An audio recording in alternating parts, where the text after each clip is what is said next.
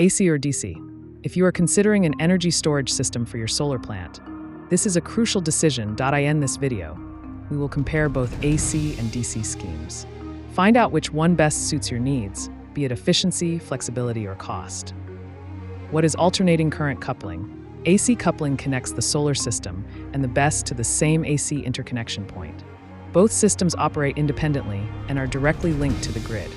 The most important advantages are operational flexibility. Facilitates the integration of other sources such as wind power.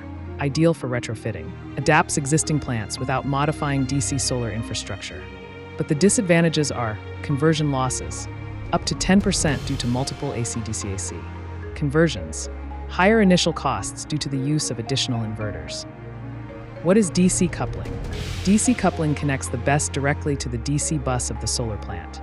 The energy is stored and utilized without intermediate conversions to alternating current.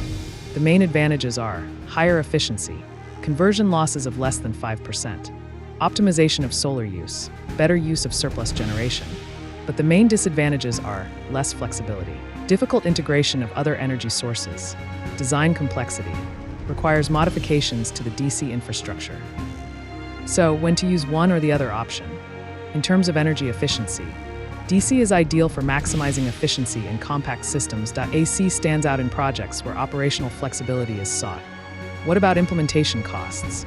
AC requires higher initial investment, but simplifies upgrades. DC reduces operating costs in the long term. What about expansion flexibility? DC reduces long-term operating costs. What about the impact on the network? Both contribute to stability, but AC offers faster response. So what do I recommend? Use AC if you are looking for flexibility and ease of expansion. Use DC if you prioritize efficiency and lower operating costs. As we have seen, there is no one-size-fits-all solution for all projects. The choice between AC and DC depends on your operational objectives, budget, and expansion needs. If you need help designing or implementing your BESS system, contact me on LinkedIn.